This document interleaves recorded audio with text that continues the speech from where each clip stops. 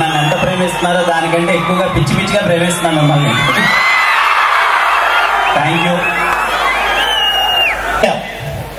మదనపల్లి నాకు ఏమి ఇచ్చింది అంటే నాకు బెస్ట్ ఫ్రెండ్ ఇచ్చింది.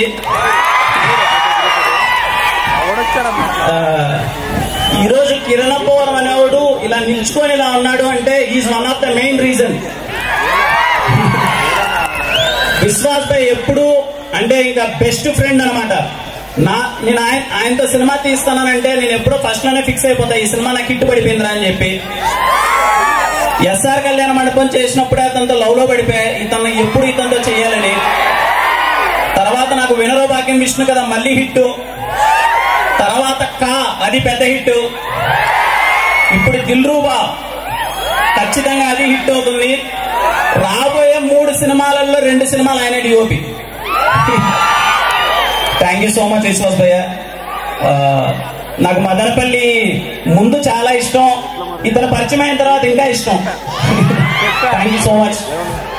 ఇంకా మా కరణ్ రో తను చూసారు కదా, మాట్లాడుతుంటే చాలా హైపర్ గా ఉంటాడు.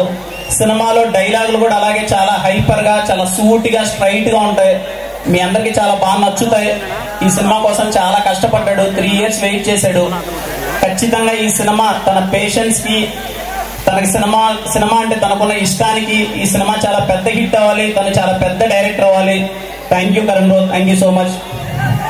ఒకసారి వచ్చేస్తున్నా, దిల్లం గురించి వచ్చేస్తున్నా.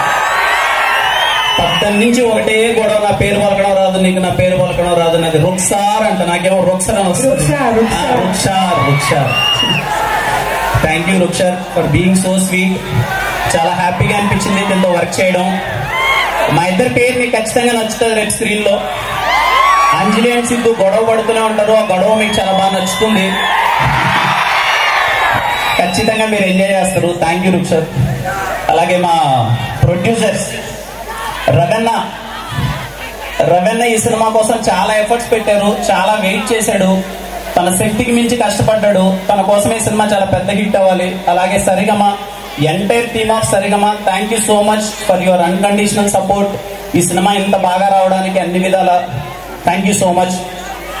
అయిపోయింది ఇంకా ఎవ్వరి గురించి లేదు, మన గురించే. ఇంకా మదనపల్లి ఎక్కడి నుంచి మొదలు పెట్టాలో తెలియట్లే. ఎక్కడో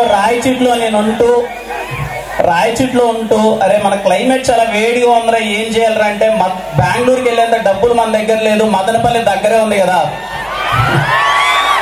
మన క్లైమేట్ బెంగళూరు కంటే మదనపల్లిలో చాలా బాగుంటుందని చెప్పి మదనపల్లికి పరిగెత్తుకుంటూ వచ్చేసేవాళ్ళం.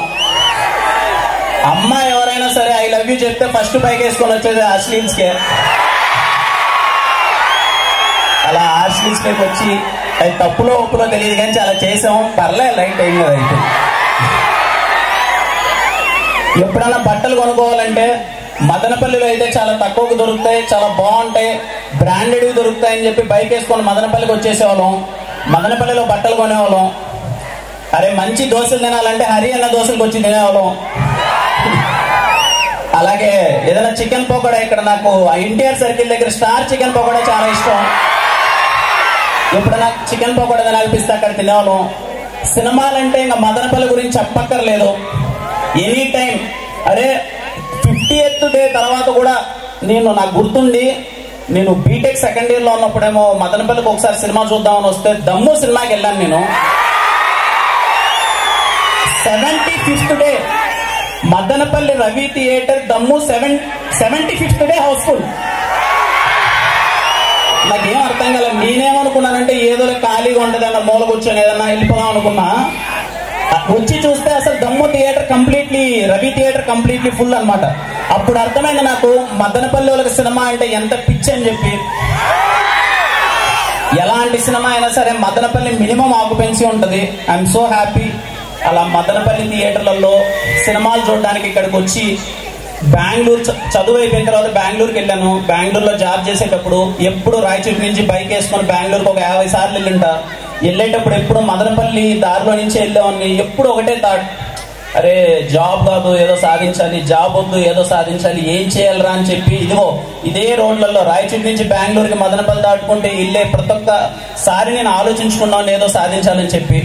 అలా సరే మనం ఏదో సాధిద్దాం, సినిమాలు అంటే పిచ్చి కదా అని చెప్పి సినిమాల్లోకి అయిపోయాను. మీ అందరి ప్రేమ వల్ల హీరోని అయ్యాను. Thank you. అంటే ఎందుకు ఇది చెప్తున్నానంటే, ఒకసారి మదనపల్లికి వచ్చి మదనపల్లి థియేటర్లలో సినిమాలు పిచ్చి పిచ్చిగా చూసేవాడిని. అదే థియేటర్లలో నా సినిమా పడ్డాం. మీరందరూ ఏదో పెద్ద హీరోకి సెలబ్రేట్ చేసినట్టు నాకు మీరందరూ సెలబ్రేట్ చేయడం, మా ఊరు నుంచి నాకు ఎలాంటి వీడియోస్ అయితే వస్తాయో, ఐ మీన్ సినిమా రిలీజ్ అయినప్పుడు స్క్రీన్ మీద జరిగే గోల్ ఎలాంటిది అయితే వస్తుందో, మదనపల్లి నుంచి నాకు ఫ్యాన్స్ అందరూ అలాంటి వీడియోస్ పంపేవాళ్ళు. ఎంత హ్యాపీగా అనిపించేదో. అరే ఎస్ఆర్ కళ్యాణ మండపం జస్ట్ నా సెకండ్ సినిమా, అలాంటిది ఇక్కడ థియేటర్లో మీరు పేపర్లు ఇసిరేశారు నా కోసం. ఎలా మర్చిపోగలను మిమ్మల్ని. అంటే మదనపల్లికి, ఇక్కడ మదనపల్లి చాలా మంది నాకు సపోర్ట్ చేసేవాళ్ళు ముందు నుంచి. అరే మనూరోడు కిరణ్ చాలా పైకి ఎదగాలి అని చెప్పి నా ప్రతి ఒక్క సినిమా బాగున్నా బాగాలేకపోయినా మీ లవ్ అయితే ఎప్పుడు నాకు తగ్గలేదు. ఎప్పుడు నా సినిమా 2 థియేటర్లో రిలీజ్ అయ్యేది, 2 థియేటర్లు ఫస్ట్ డే మినిమం ఫుల్ అయ్యేది. ఇదంతా మీ వల్లనే. మీరు చూపించే లవ్ని ఖచ్చితంగా వేస్ట్ చేసుకోను. ఇంకా కష్టపడి మంచి సినిమాలు తీస్తాను. మన ఇంతకుముందు చెప్పాను మీకు, అరే ముందు కమిట్ అయిన సినిమాలు 1, 2 అటు ఇటు అయిండొచ్చు, కాతో మీకు పెద్ద హిట్ ఇస్తా అని చెప్పాను. ఇంత పెద్ద హిట్ చేశారు మీరందరూ కా సినిమాని. Thank you.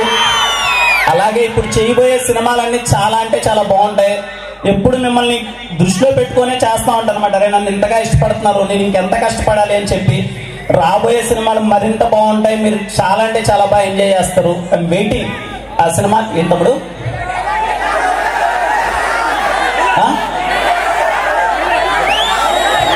డైలాగ్ చెప్తా డైలాగ్ చెప్తా. ఏం సింధు అయిపోయి తమ్ముడు అన్న ఎప్పుడు అయిపోయింది. సింధు అయిపోయింది, ఇప్పుడు అంజలి వచ్చింది. ఇప్పుడు అంజలి, సింధు అయిపోయింది. టీజర్ ఎలా అనిపించింది దిల్రూబా? తమ్ముడు ఫ్రాంక్ గా చెప్పండి, ఎంతమందికి మీ గర్ల్ ఫ్రెండ్ జుట్టు పట్టుకుని నా చేతిలో గన్నున్నంటే కాల్చి పారదొప్పేవని తెలుసా అని ఎంతమందికి అనాలనిపించింది? అందరికీ అనాలనిపించిందా? ఎందుకు తమ్ముడు అంత కోపం మీకు?